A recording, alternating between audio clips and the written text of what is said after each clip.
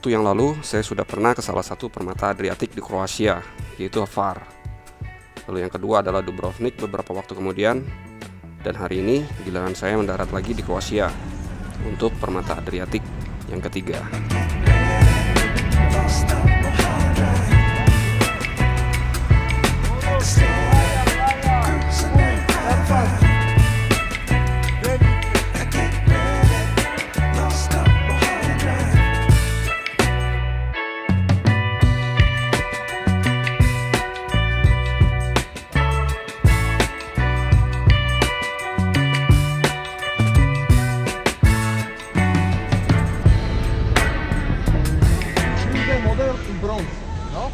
Now me and you are here, Southgate. So you go there with the steps, Scala. You go to this main square, Peristyle, the most beautiful, splendid, best part here, by the Campanile here. Everything's free. Only if you want to go here, you need to pay. That's all. And you see, 1, 2, 3 walls. No four, quattro, no fourth wall. So this is 1, 2, 3 walls. This here is not palace. Not palace. Not palace. It's different. Only this is palace. All this part. And Santa Dujam. Menurut si Om Botak tadi, ada jalan masuk langsung ke Istana Diocletian lewat sini. Jalur masuknya ternyata melalui Diocletian Cellars. Ruangan bawah tanah ini awalnya adalah gudang penyimpanan makanan dan minuman. Dan sesuai namanya, di Diocletian Cellars ini tentunya juga terdapat koleksi anggur milik sang Kaisar Diocletian.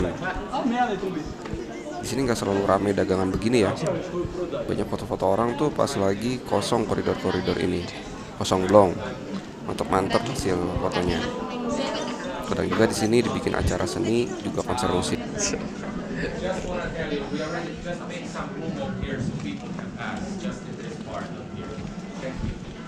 We're actually gonna go out. I just wanted to show you a little bit of the basement.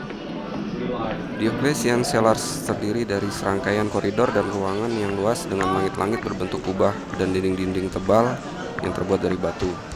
Ruangan ini mencakup area seluas 7.000 meter persegi dan berada di bawah bagian tengah Istana Diocletian.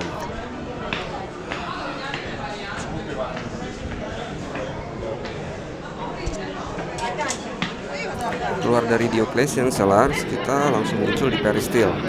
Area terbuka luas di Istana Diocletian yang dikelilingi oleh kolom dan arka yang indah. Yang tadi si Om Botak di luar dia sebut sebagai splendid beauty dan best area di istana ini.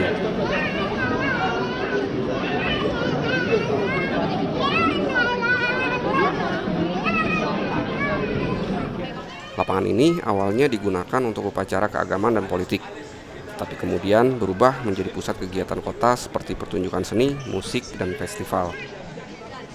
Untuk masuk ke Istana Diocletian tidak ada tiket masuk, tapi kalau mau masuk ke katedral ini butuh tiket masuk dan juga beli tiket tambahan kalau mau naik ke menaranya. Katedral Santo Duje ini merupakan salah satu gereja tertua di dunia karena sudah ada di sini sejak abad ke-7 Masehi.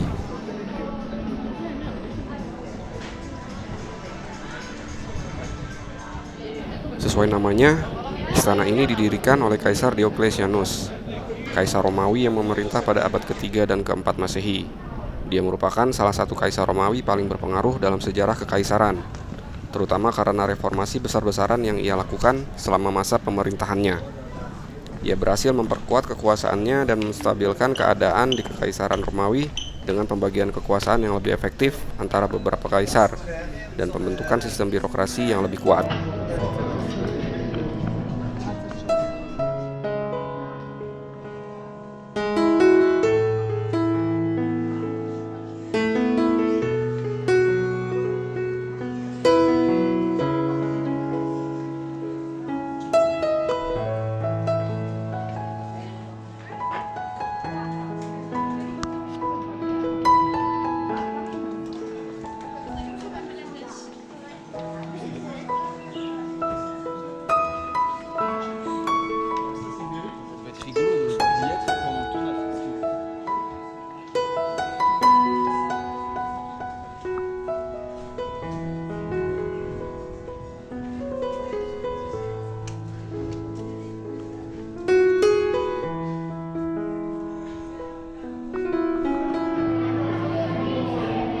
Saat ini kita berada di Golden Gate, gerbang utama Istana Diocletian.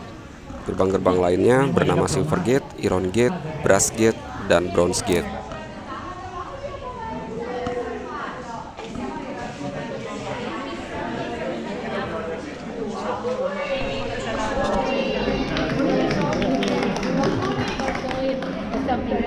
Istana Diocletian dikelilingi oleh 3 tembok benteng setinggi 4-5 meter dengan ketebalan sekitar 2-3 meter. Kenapa nggak ada tembok keempat? Karena istana ini dibangun di atas tanah terjal dan berbatu, sehingga tidak memungkinkan untuk membangun tembok keempat. Celah ini disiasati dengan ditempatkan menara-menara pertahanan. Jadi 3 tembok ini sudah cukup kuat dan efektif untuk melindungi istana dari serangan musuh. Selain itu, bentuk segitiga yang terbuka ini juga menguntungkan, karena jadi memungkinkan sirkulasi udara yang jadi lebih baik.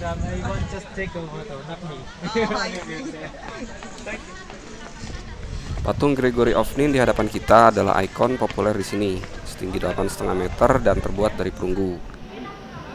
Bisa dilihat bagian jempol patung ini paling mengkilap sendiri, karena ada mitos jika seseorang memijat jempol kaki patung Gregory of Nine dengan tangan kiri dan membuat permintaan, keinginan tersebut akan terwujud.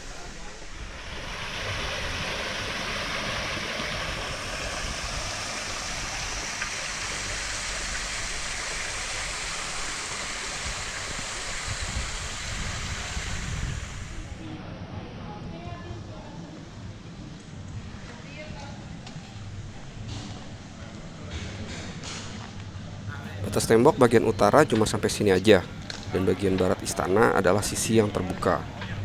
Sedangkan sisi selatan, yaitu sisi yang berbatasan dengan pantai, memiliki fisik tembok yang terpanjang, karena tentu saja paling rawan serangan dari arah laut.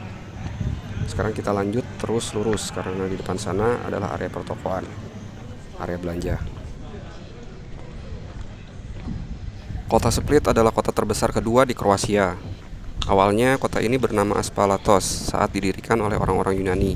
Baru pada abad ke-7 dinamakan Split oleh orang-orang Slavia yang mengambil alih kota ini. Yang kita lihat ini baru sebagian kecil aja dari Split, sisanya masih luas banget ke timur. Sementara ibu kota Kroasia di Zagreb sangat jauh dari sini, 400-an kilometer lah ke utara. Karena lokasinya yang berada di daratan utama dibandingkan dengan daerah-daerah yang berada di pulau, harga-harga di sini relatif lebih murah. Sayangnya kita nggak bisa pakai euro atau dolar, harus ditukar ke mata uang mereka, yaitu kuna.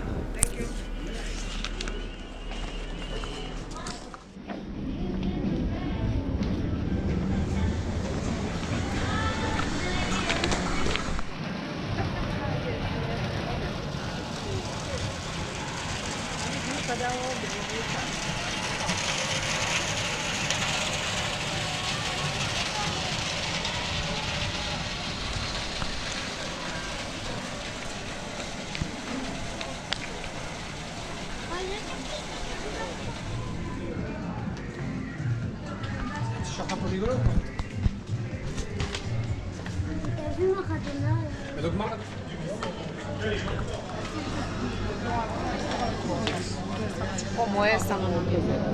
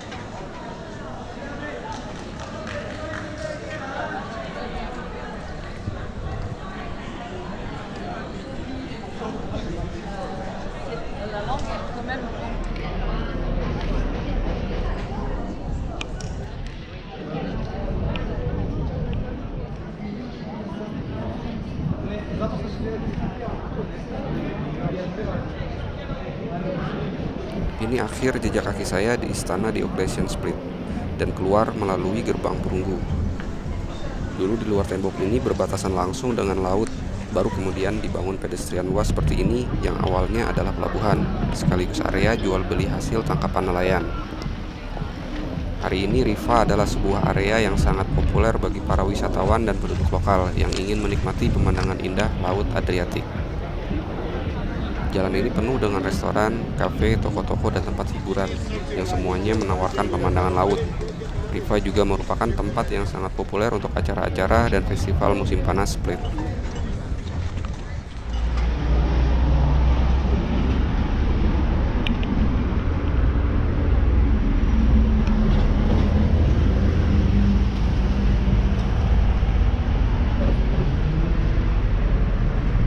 Saya lanjut berjalan terus ke selatan menuju area pelabuhan.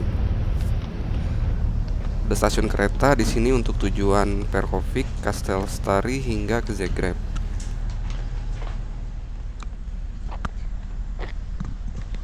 Kalau perjalanan antar negara bisa pakai bis. Ada Flixbus juga nih di sini, yang jangkauannya bisa sampai Belanda dan Jerman.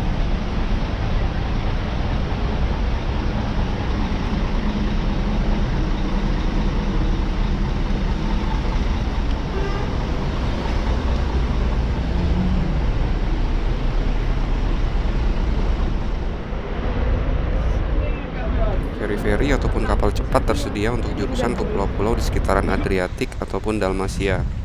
Juga jika ingin menyeberang ke Italia melalui Ancona atau Pescara. Sementara tujuan saya selanjutnya adalah Santorini.